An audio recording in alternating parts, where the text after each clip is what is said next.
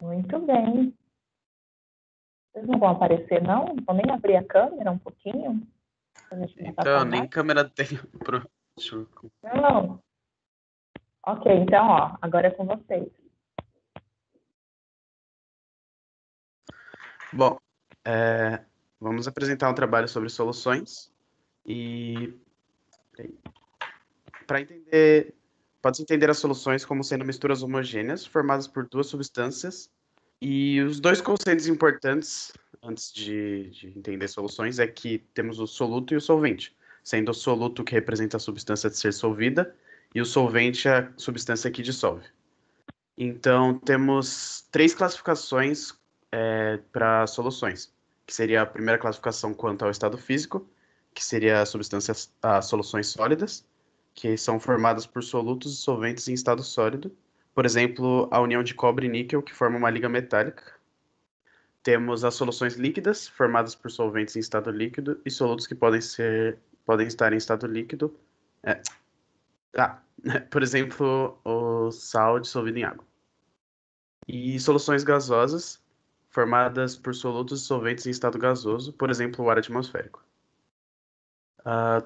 Tem a classificação quanto à natureza do soluto dissolvido, que temos a solução iônica, quando as partículas dispersadas nas soluções são íons, por exemplo, o sal comum, cloreto de sódio, que é formado pelos íons Na+ e Cl-. E as soluções moleculares, quando as partículas dispersas nas soluções são moléculas. Por exemplo, o açúcar, que tem a molécula C12H22O11. E a última classificação é de acordo com a proporção entre o soluto e o solvente, que temos, no caso, as insaturadas, também chamadas de não saturada, e esse tipo contém uma solução menor, esse tipo contém menor quantidade de soluto na solução. E temos as saturadas, que seria a solução com a quantidade máxima de soluto totalmente dissolvido pelo solvente. Se mais soluto for acrescentado, o excesso acumula-se formando um corpo de chão. E temos a solução supersaturada, que são soluções instáveis, nos quais a quantidade de soluto excede a capacidade de solubilidade do solvente. Opa, posso interromper só um minutinho? Pode. Quando você disse em relação às soluções saturadas e insaturadas, você falou que a insaturada apresenta menor quantidade de soluto, mas isso comparado a quê? A saturada? Qual o critério que você utiliza para falar menor quantidade de soluto? Putz. Não lembro. Olha, posso falar rapidinho? Quando você Claro. falou a respeito das soluções supersaturadas, você falou referente ao coeficiente de solubilidade, certo? O que é o coeficiente de solubilidade? Você pode esclarecer para a gente? Então, o coeficiente de solubilidade seria o quanto aquele elemento, né, aquele Solvente. aquele solvente pode ser dissolvido em por exemplo, na água, né, que tem um solvente X que ele é dissolvido ele dissolve 40 gramas em, por exemplo, 100 gramas de água. Aquele é o A coeficiente de determinada solubilidade dele. temperatura. Isso. Isso. Então, o coeficiente de solubilidade é a capacidade, né, que o solvente tem de dissolver certa quantidade, né, ou melhor, que o soluto tem de ser dissolvido em certa quantidade de solvente, normalmente 100 gramas de água, a uma determinada temperatura, certo? Então, olha só, então a solução insaturada significa o quê? Que você está abaixo dessa capacidade, ok? De solubilidade. Bem? Sim. Então, okay? Você está abaixo. Então, você sempre tem que comparar com o coeficiente. A solução saturada significa que você está exatamente no seu limite, ok? Então, por exemplo, o sal X, o coeficiente de solubilidade dele é de 30 gramas em 100 gramas de água a 20 graus Celsius. Então, você colocou exatamente 30 gramas, ok? Ou, olha só, você tem dois tipos de solução saturada. Aquela que você tem o corpo de chão e aquela que você não tem. Então, por exemplo, se a capacidade é de 30 gramas, a capacidade do solvente para esse determinado sal é de 30 gramas, eu coloquei 30 gramas. Então, eu terei corpo de chão? Não. Não. Agora, e se eu colocar 50? Aí você vai ter um de... Se a coeficiente é 30, vai ter um de 20, certo? Então, aqui eu continuo tendo uma solução saturada. Por quê? Porque dissolveu só 30. Porém, sim, os 20 que excederam vão se depositar no fundo do recipiente, certo? Ok? Ok, certo. Bem, agora fala de novo, por favor, da supersaturada, por gentileza. E aí você pode prosseguir, tá? Desculpa. Ok, então as soluções supersaturadas são soluções instáveis em que a quantidade de soluto excede o coeficiente, né, de solubilidade do solvente, né, que, por exemplo, se a gente tem um solvente X que dissolve 40 gramas a uma certa temperatura em 100 gramas de água, se você colocar 60, vai exceder, então vai ficar supersaturada com 20 gramas de corpo de chão. Olha, aí também tem outro detalhe. O que você acabou de descrever é uma solução saturada. Porque a solução supersaturada, o que a gente precisa fazer? Levar ela ao aquecimento. Certo? Tá. Porque quando a gente aquece a solução, a gente aumenta a capacidade do solvente de dissolver. Então, é isso que eu não tinha entendido muito bem, Dani. Tipo, qual a diferença exata de supersaturada para saturada? Exatamente. Então, a solução supersaturada, você precisa levar ao aquecimento. Quando você leva ao aquecimento, você aumenta a capacidade das moléculas do solvente de dissolver determinado soluto. Okay? E aí, o que você faz? Dissolveu, você deixa aquela solução num lugar estável. E aí, essa solução vai voltar para a temperatura ambiente, você vai perceber que ela continua homogênea. Porém, se você chegar lá e, só tocar ou tiver qualquer tipo de vibração ali onde aquela solução está, vai perceber que todo o soluto excedente vai se depositar no fundo do recipiente. Entendeu? Então, ela deixa de ser uma solução supersaturada e passa a ser uma saturada. Tá? Então, para que seja supersaturada, você precisa aquecer. Ok? Tudo bem? Ok, entendi. Então, bora lá.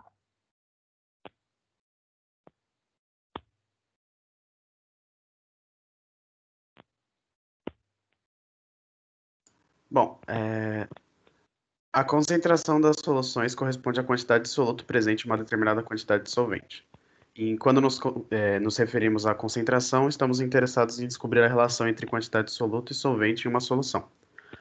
Temos três, que é os mais conhecidos, né, tipos de concentração, que seria a concentração comum, que ela é a relação estabelecida entre a massa do soluto e o volume da solução, sendo o M sendo o M é a massa da solução e o V é o volume o M é a massa do solvente, o V é a massa da solução e Está falando da concentração comum? Isso. Concentração Não. comum. Perdão, é a massa da solução. Não. Não? A massa da solução sobre o volume da solução é densidade.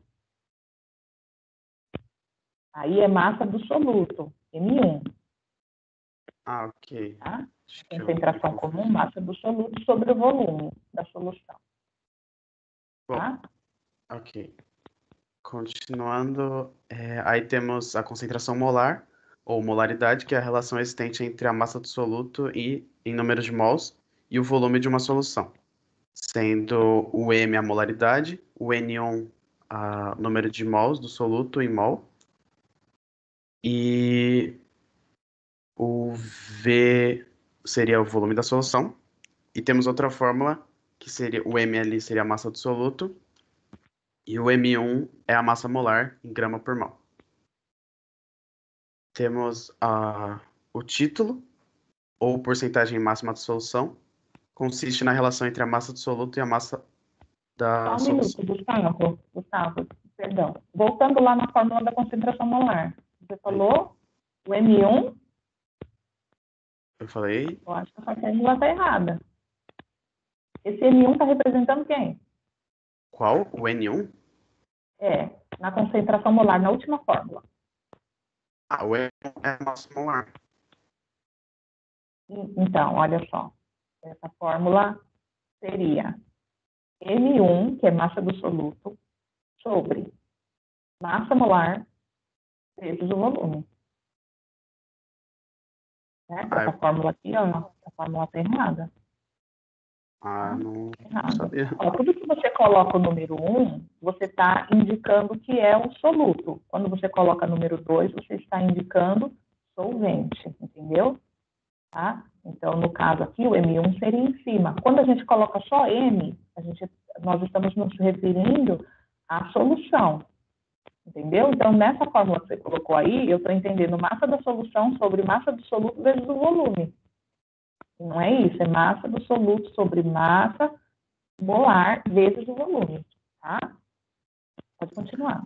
Tá. É que eu coloquei até em letra minúscula, porque aparentemente seria massa absoluta mesmo.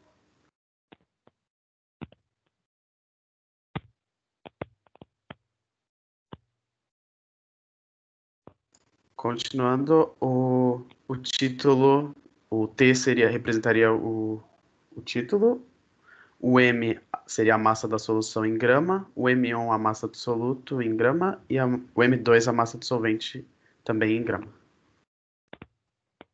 E concentração, o título é concentração em quê? Toda vez que você quer saber a porcentagem, certo? Quando nós Isso. temos, no caso, o soluto em porcentagem. Esse é o objetivo. Isso.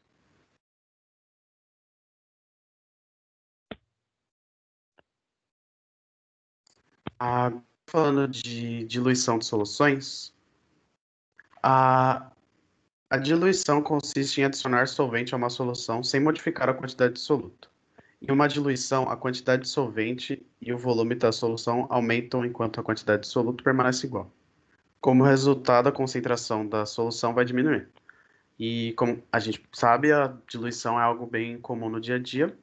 Por exemplo, ao adicionar água com produtos de limpeza, desinfetantes, por exemplo, para deixar eles menos concentrados. E como tem uma ilustração, para diluir um refresco em pó, onde adiciona-se água para deixar uma solução menos concentrada.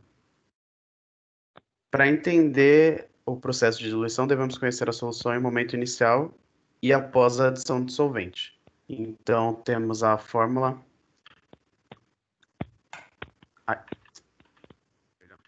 Temos essa fórmula, que seria o CI, a concentração inicial, o VI, o volume inicial, o CI, o CF, a concentração final, e o VF, o volume final.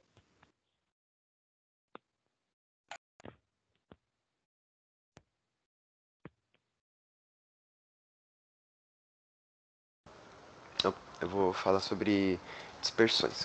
Bom, toda mistura é chamada de dispersão, mas nem toda mistura possui o mesmo aspecto.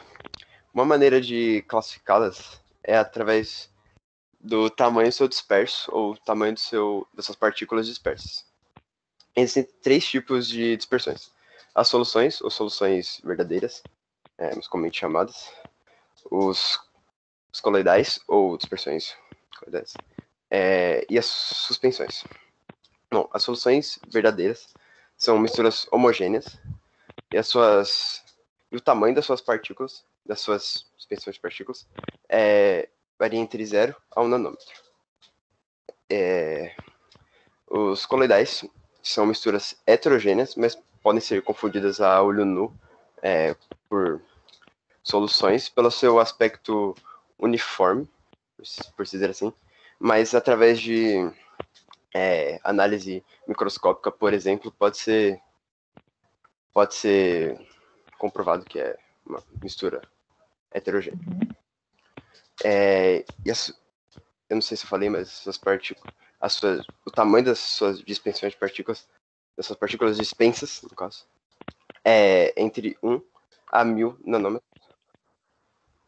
E tem as suspensões, que também são misturas heterogêneas, e o tamanho do dispenso acima de 1000 nanômetros.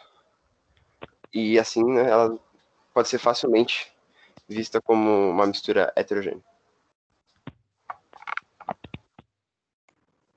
Só dando um exemplo de solução verdadeira, que temos a sólida, líquidas e as gasosas.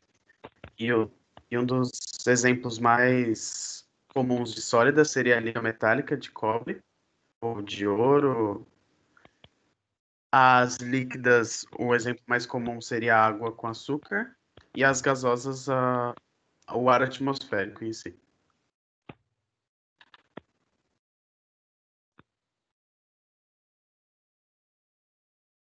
Nas dispersões coloidais, os exemplos mais comuns seriam o aerosol, a fumaça e a gelatina.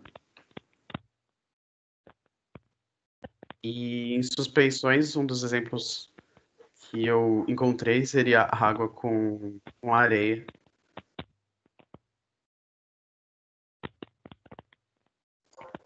Bom, coeficiente de solubilidade é a máxima quantidade de soluto que se solubiliza em uma dada quantidade solvente, a uma dada temperatura. A temperatura, na verdade, é muito importante e sempre deve ser considerada. Para entender melhor o coeficiente de solubilidade, eu vou fazer um exemplo.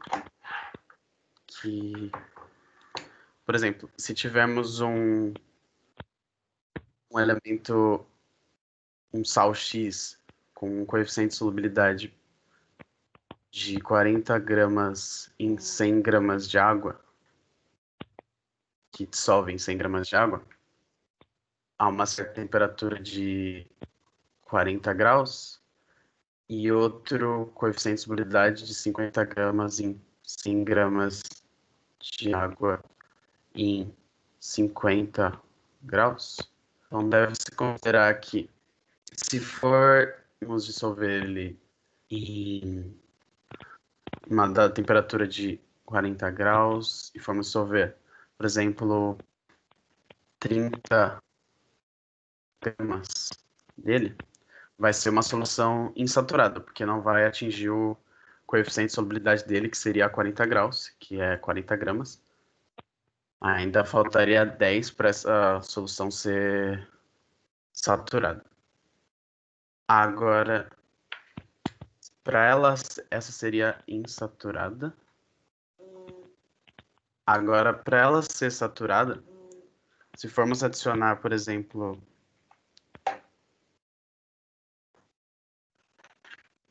aqui a 50 graus, nós pegamos o coeficiente, e aqui adicionarmos 50 gramas, ficaria saturada, porque atingiu o limite do coeficiente de solubilidade dele. Então aqui seria saturada.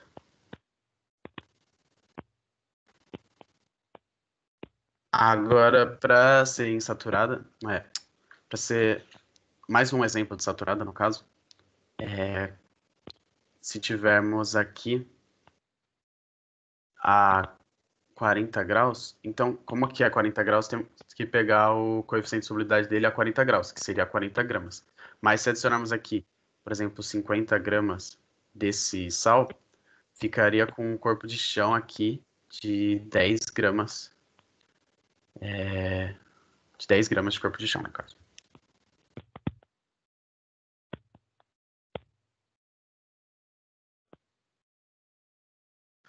Um exemplo muito comum que é cobrado nos vestibulares, né, nas provas, é a curva de solubilidade. Só um minutinho, quem está falando é o Gustavo? Oi? Foi o Gustavo que acabou de explicar? Isso. Tá. Então, a curva de solubilidade é muito cobrada nos vestibulares, né? Na verdade, o mais pedido, que, por exemplo, ele pede para achar uma dada, tipo, qual a solubilidade do KNO3, no caso aqui, né? Em uma dada temperatura de 70 graus, qual seria a solubilidade dele em água. E se formos analisar aqui, seria mais ou menos, né, 140 gramas desse desse KNO3, que seria solúvel em água a essa temperatura. Então, é bem possível observar que a temperatura é muito importante quando se fala de coeficiente de solubilidade.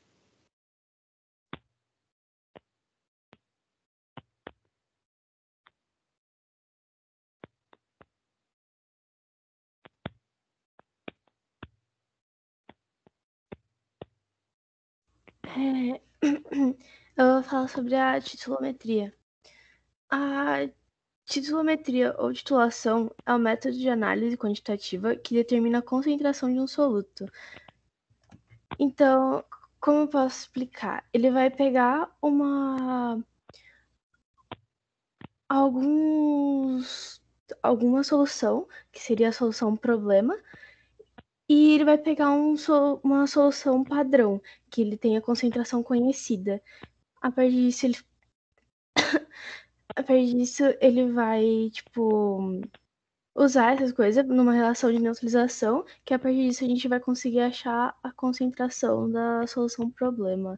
Para isso a gente precisa de uma bureta e de um frasco Erlenmeyer, E normalmente também é usado a fenolftaleína na solução problema para indicar o ácido base e para a gente ver quando aconteceu a reação entre as soluções.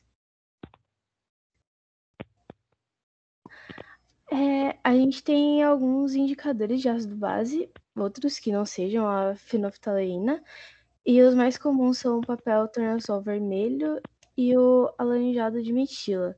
No papel tornassol vermelho é um indicador que em contato com ácido ele vai tornar roseado e com contato com uma base ele vai ficar azul. A fenolftaleína, ele em meio ácido vai ficar incolor a solução e em meio básico vai ficar vermelho. E o alaranjado de metila em meio ácido fica vermelho e na base ele vai ficar amarelado. E também tem o azul de Brachmol que eu esqueci de mencionar, que meio ácido fica amarelo e meio básico fica azul. Ô, Fernanda, mas o critério para a gente utilizar os indicadores é a escala de pH, né? Nem sempre dá para você utilizar, por exemplo, o papel tornassol mesmo, a gente não utiliza quando está fazendo processo de titulometria. Sim, foi mais para mencionar, quais indicadores que tem. Mas quando eu tava pesando, falou que não. Mas quando eu tava pesando sobre titulometria, falou que o mais comum mesmo que se usa é a fenolftaleína, que eles colocam na solução padrão. Sim, quando você está falando de um ácido, de uma base, mas vai depender muito. Você utiliza também outros indicadores, isso vai depender da faixa de pH da substância. Ok.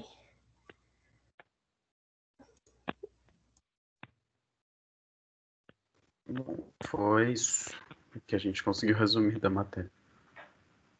Então, gente, olha só, seguinte, esse assunto é um assunto de extrema importância, em que é essencial que se saiba calcular, né? Vocês apresentaram as fórmulas de alguns tipos de concentração comum, concentração molar, do título, titulometria, vocês só explicaram assim por cima, que se usa, indicador, eu ia desconhecida. Eu ia colocar a conta de titulometria, mas para falar bem a verdade, eu não que eu não entendi, mas eu não achei que eu fosse conseguir explicar tão bem, achei que fosse acabar confundindo mais, sabe? Aí eu achei melhor não colocar. E o restante? Concentração comum, concentração molar, porque, assim, só apresentar as fórmulas, como é que a gente aprende a fazer se a gente não calcula? Se você não colocar em prática, se você não realizar o cálculo, como é que você aprende? Como é que faz? E a interpretação do enunciado, que é de extrema importância quando você está falando de soluções. Como é que fica? Vocês concordam comigo? Então, eu até peguei uns exercícios, mas é o mesmo caso ali. Eu realmente não entendi os exercícios. E por que não pediu ajuda? A impressão que eu Meio tenho é que besta parece isso que aí. vocês tomaram um susto assim, ó. A gente apresenta trabalho amanhã. É a impressão que eu tenho. Entendeu? Essa é a Foi uma impressão falta que de eu tenho. preparo um pouquinho. Perdão. Tá? Gustavo, eu quero que depois você me mande um oi no WhatsApp, porque eu tenho algumas perguntas para te fazer. E olha só, seguinte, o trabalho de vocês em algumas partes foi legal, sim, em outras não. Essa que é uma parte que eu acredito que seja crucial, tem que ter o cálculo. Então, assim, gente, o trabalho de vocês está muito incompleto. Então, o que a gente vai fazer? Vou dar para vocês um prazo. E, claro, eu estou à disposição de vocês para tirar dúvidas. Se vocês quiserem, a gente marca até um horário no Teams para tirar as dúvidas de vocês, tá bom? Mas o que vocês vão fazer? O prazo de vocês vai ser até... Vou dar o prazo para vocês até domingo. Até domingo, tá? O que vocês vão fazer? Eu quero que vocês façam um vídeo, tá? Onde vocês vão colocar pelo menos 2 exercícios de concentração comum, 2 exercícios de concentração molar, 2 exercícios de título, ok? E pelo menos um exercício de titulometria, ok? Com a resolução, ou seja, vocês vão escolher um exercício, e diluição também, 2 exercícios de diluição. Existem outras concentrações? Existem, não são só essas. Mas vocês pegaram pelo menos as principais, tá? Então, o que vocês vão fazer? Quero 2 exercícios de concentração comum, 2 de título, 2 de concentração molar, 2 de diluição e um exercício de titulometria, tá? Então, vocês vão selecionar esses exercícios e vocês vão fazer um vídeo com a resolução, mostrando a interpretação do enunciado e a aplicação das fórmulas. Tudo bem? Tudo bem. Tem problema se a gente for fazer o vídeo usar os mesmos slides, só complementar? Não, olha, eu não quero que vocês reapresentem, não quero isso. Tá. Vocês vão complementar, porque é o que está faltando e é a parte principal, que é a parte que é mais cobrada. Essa parte que vocês explicaram, ó, beleza, tá? A parte teórica, conceitual. Mas agora a gente precisa da parte prática, que é a explicação dos exercícios, interpretação do enunciado, como é que a gente resolve a questão, certo? Então, eu quero um vídeo em que vocês demonstrem aí, vocês vão ter que gravar aí uma videoaula, mostrando a resolução de exercícios. Ok? Deu para entender? Beleza. Eu posso explicar de novo a titulometria, não ficou uma boa explicação. Eu acho que eu preciso complementar bastante coisa. Tem problema? Perdão, eu não consegui entender. Se você pode o quê? Explicar de novo titulação no vídeo é porque ficou, acho que, muito vago, não ficou uma boa explicação. Tá falando no vídeo que você vai gravar? Sim. Pode, claro que podem, mas vocês não precisam voltar nessa parte de coeficiente de solubilidade, nada disso, tá? Solução saturada, insaturada, isso não. Eu quero a parte prática, tá? Então, titulometria, você acha que cabe outra explicação? Então, explica novamente, tá bom? Concentração comum, toda essa parte aí eu quero que vocês peguem de novo, porque ficou muito deficiente. Ok? Ficou muito deficiente. Se eu fosse dar nota na apresentação de vocês, a nota cairia e muito, porque essa é uma parte super importante e vocês não abordaram. Ok? Tudo bem? Então, olha só, o prazo de vocês é até domingo, à meia-noite, para me enviarem essa videoaula. Ok? Se tiverem dúvida, me avisem, tá? Me avisem, porque qualquer coisa a gente marca um horário, eu abro uma reunião no Teams, mando o link para vocês, para a gente poder tirar dúvida. Ok? Tudo bem? Desculpa, o trabalho realmente, tipo, ficou bem ruimzinho, a gente até avisou antes. É que, tipo, acho que tudo que podia dar de errado deu, sabe? Tipo, sistema de prova, e na outra a gente tava, tipo, muito corrido com as coisas, tipo, de trabalho de escola, e a gente teve, tipo, falta de comunicação, que não conseguiu falar com o colega, deu, tipo, tudo errado mesmo. Eu entendo, por isso que eu estou dando uma segunda chance, estou dando a oportunidade de vocês arrumarem, de vocês complementarem o trabalho, tá? Por isso que eu estou dando essa oportunidade, ok? Os demais, vamos aguardar essa videoaula, tá? E aí eu vou postar tudo junto, tanto essa apresentação que eles fizeram agora, quanto a videoaula que eles vão enviar, ok? E juntamente vai o trabalhinho que vocês deverão fazer para a entrega na próxima semana. Aí eu posso também estender até domingo, tá bom? Já que a aula hoje não foi totalmente completa, tá? Então, aí no domingo a gente provavelmente vai ser na terça-feira, tá? No dia da postagem mesmo. E aí eu deixo até o próximo domingo para vocês entregarem. Tudo bem, galera? Beleza. Tá? Tudo bem? Então, Gustavo, me manda mensagem da hora que terminarem as aulas de vocês, vocês me mandem mensagem, você me manda mensagem que eu quero conversar com você. Tá? Muito bem, olha, a gente tem aí 8 minutinhos. Alguém aí da sala tem alguma dúvida? Quer falar alguma coisa referente à apresentação? Não? Então, olha só, então a gente vai... Fala, Fabrício. Não, eu falei que não. Não, tá de boa. Beleza, muito bem. Então, crianças, vamos para a correção dos exercícios, tá? Vamos começar lá na página 36. Peguem a apostila de vocês, a gente tem 7 minutinhos, dá para a gente corrigir pelo menos um exercício da apostila. Poxa, eu nem terminei de copiar no caderno a matéria. Oh, meu filho, não tem problema, depois você termina, bom? A gente não pode perder tempo, tá? Então, eu vou sair aqui e vou entrar pelo Teams do celular, ok? Já volto.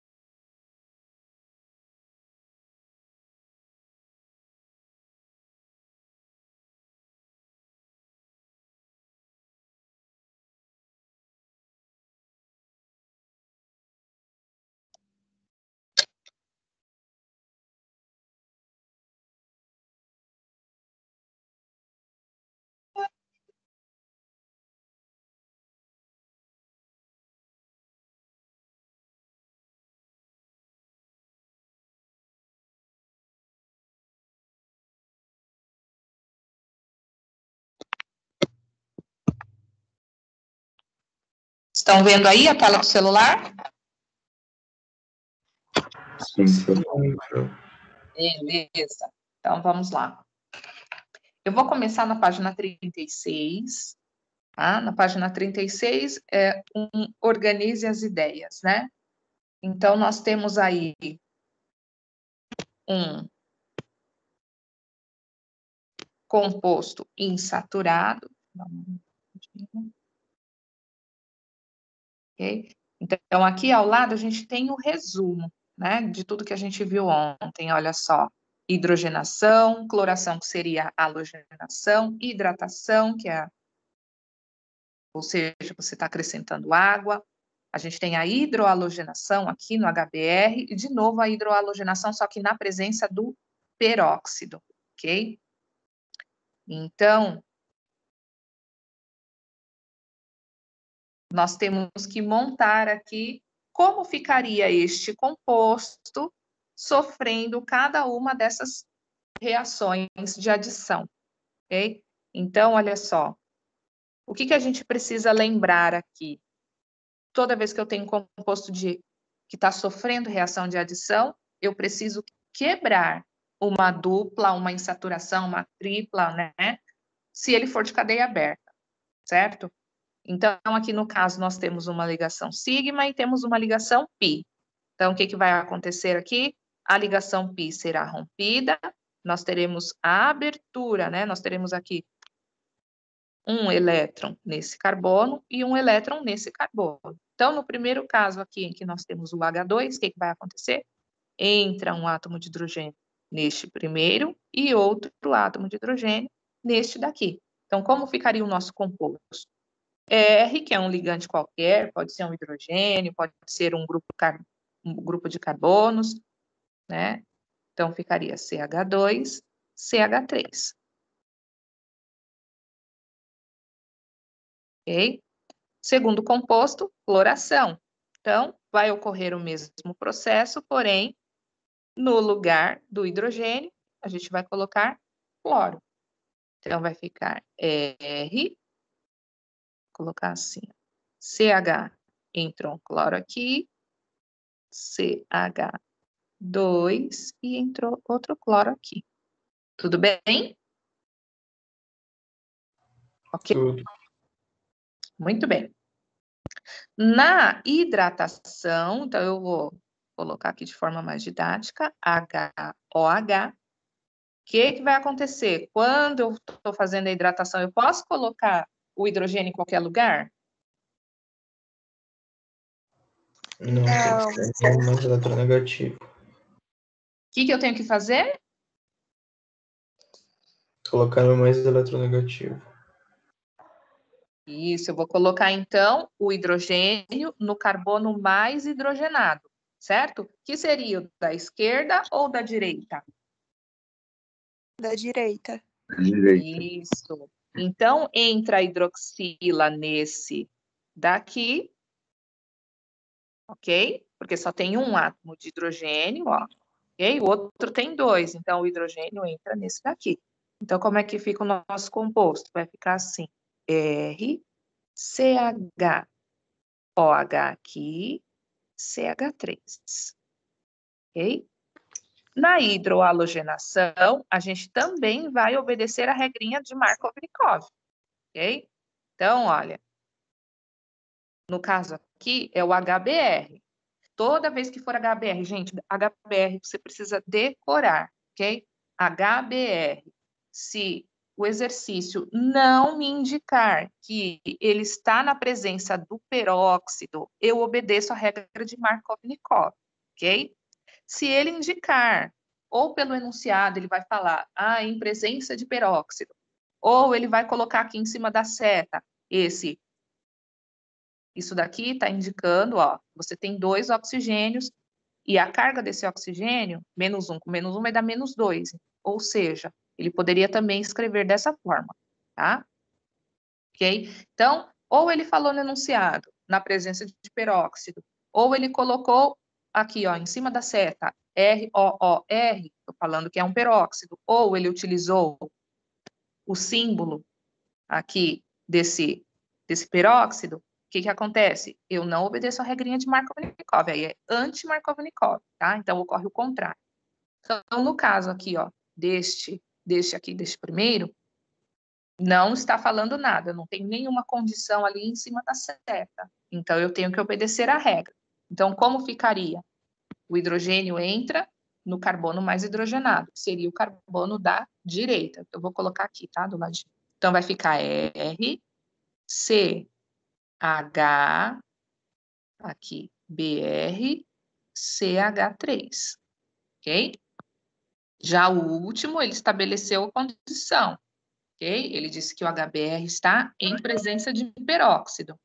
Se ele está em presença de peróxido, a gente não obedece a regrinha, aí é anti-Markov-Nikov. Entra o hidrogênio no menos hidrogenado e o bromo no mais hidrogenado. Então, ficaria RCH 2, CH2, BR. Tudo bem? Tudo. Alguma dúvida? Ok? Muito bem. Olha só. Seguinte. Então, vocês façam os exercícios, ok? Eu sei que ainda não deu tempo. Façam os exercícios.